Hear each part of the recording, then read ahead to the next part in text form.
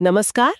आज हम audit engagement से जुड़ी नैतिकता और शर्तों पर थोड़ी गहराई से बात करेंगे। हाँ बिल्कुल। हमारे पास इस पर कुछ जानकारी है और कोशिश रहेगी कि इसमें से वो खास बातें निकालें जो ऑडिटिंग की दुनिया को समझने में मदद करें, खासकर उनके लिए जो अभी सीख रहे हैं। सही कहा। तो पहला सवाल यही उठता है कि ऑडिटिंग जैसे पेशे में नैतिकता मतलब एथिक्स पर इतना जोर क्यों?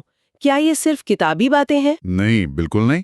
देखिए, नैतिकता तो किसी भी प्रोफेशन की नींव होती है और ऑडिटिंग में तो ये और भी जरूरी है क्योंकि यहाँ सब कुछ भरोसे पर टिका है। भरोसे पर? हाँ, सही बात है। पेशेवर नैतिकता का सीधा मतलब है कि आप पब्लिक इंटरेस्ट को, मतलब आम जनता के हित को अपने फायदे से ऊपर रखें। अच्छा। और इसीलिए वो सिद्धांतों पर आधारित नजरिया, जिसे प्रिंसिपल्स बेस्ड अप्रोच कहते हैं, हाँ वो नियमों वाले नजरिए, रूल्स बेस्ड अप्रोच से अक्सर बेहतर माना जाता है। हाँ, मैंने भी पढ़ा इसके बारे में।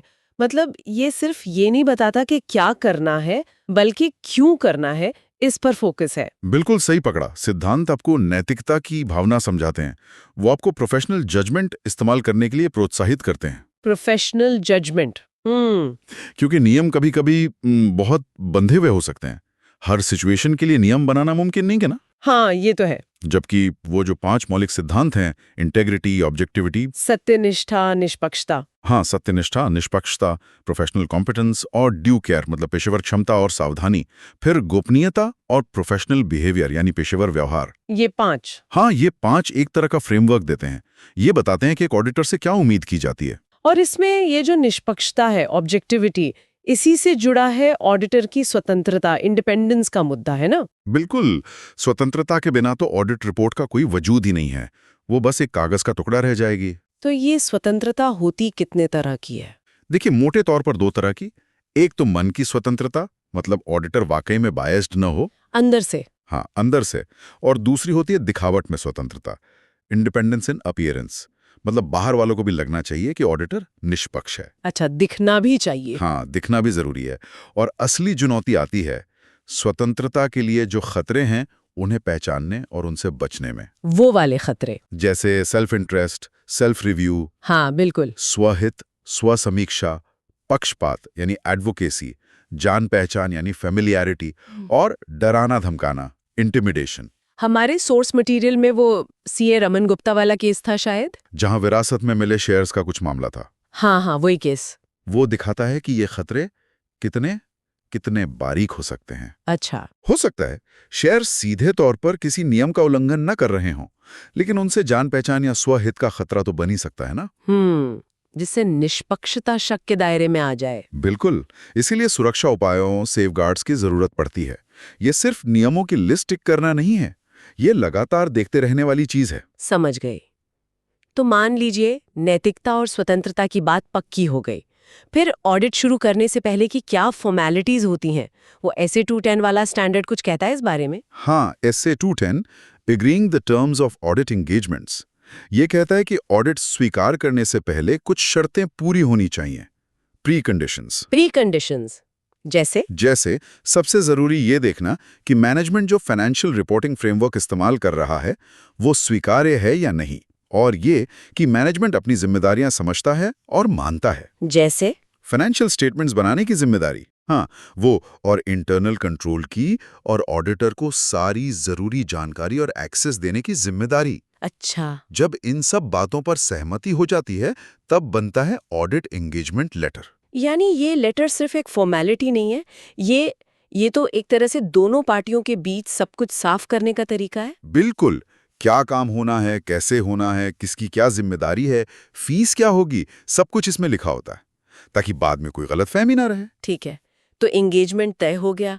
अब आता है क्वालिटी का सवाल। ऑडिट की गुणवत्ता कैसे सुनिश्चित की जाती है? यहाँ वो SQC 1 और SA 220 का क्या रोल है? हाँ, ये दोनों स्टैंडर्ड क्वालिटी कंट्रोल के लिए बहुत अहम है। SQC 1 यानी स्टैंडर्ड ऑन क्वालिटी कंट्रोल 1, ये पूरी ऑडिट फर्म के लेवल पर लागू होता है। फर्म लेवल पर हाँ, मतलब ये फर्म के अंदर एक सिस्टम बनाने की बात करता है क्वालिटी बनाए रखने के लिए।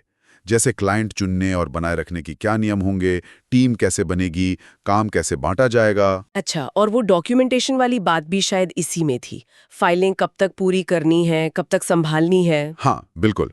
जैसे ऑडिट रिपोर्ट साइन होने के 60 दिन के अंदर ऑडिट फाइल पूरी हो जानी चाहिए और कम से कम 7 साल तक संभाल कर रखनी होती है। ये सब SQC 1 का हिस्सा है। ओके। और SA 220? SA 220 फिर हर एक ऑडिट एंगेजमेंट पर फोकस करता है, इंडिविजुअल ऑडिट पर। अच्छा, हर केस के लिए अलग से? हाँ, ये खास तौर पर एंगेजमेंट पार्टनर की जिम्मेदारियों पर जोर देता है। एंगेजमेंट पार्टनर मतलब जो टीम का लीडर है। हाँ, वही। उसकी जिम्मेदारी है कि टीम नैतिक जरूरतों का पालन करे, काम सही से डायरेक्ट और सुपरवाइज हो और ओवरऑल ऑडिट क्वालिटी बनी रहे। वो CR पिता वाला केस याद है? सोर्स में, जहां फर्म ने एक ऐसे एरिया में ऑडिट ले लिया था जिसमें उनका अनुभव नहीं था। हाँ, वो मामला सीधे सीधे SA 220 और SQC 1 दोनों से जुड़ता है। फर्म को क्लाइंट स्वीकार करने से पहले अपनी क्षमता देखनी चाहिए थी। SQC 1 और पार्टनर को यह सुनिश्चित करना था कि टीम के पास जरूरी स्किल और अनुभव है। SA 220 मतलब क्वालिटी कंट्रोल सिर्फ कागज पर नहीं, बल्कि हर फैसले में दिखना चाहिए। बिल्कुल। फर्म की पॉलिसीज और पार्टनर की चौकसी दोनों मिलकर ही क्वालिटी लाते हैं। तो अगर हम सब बातों को समेटें तो ऑडिटिंग में नैतिक सिद्धांत, ऑडिटर की स्वतंत्रता, साफ सुथरी एंगेजमेंट शर्तें और एक मजबूत क्वालिटी कंट्रोल सिस्टम, हाँ, ये सब मिलकर ही एक भरोसेमंद ऑडिट को मुमकिन बनाते हैं। एकदम सही कहा आपने। और जाते जाते खासकर सीखने वालों के लिए एक सोचने वाली बात छोड़ जाते हैं। जरूर। एक ऑडिटर के लिए प्रोफेशनल स्केप्टिसिज्म, मतलब पेशावर संदेह बनाए रखना क्यों जरूरी है? वो सवाल पूछने की आदत, सबूतों को बारीकी से जांचने की नज़र, खासकर जब आप ये देख रहे हों कि कहीं फाइनेंशियल स्टेटमेंट्स में धोखाधड़ी या गलती की वजह से कोई बड़ी गड़बड़ी तो नहीं है। ये संदेह कितना मायने रखता है, इस पर जरूर सोचिएगा।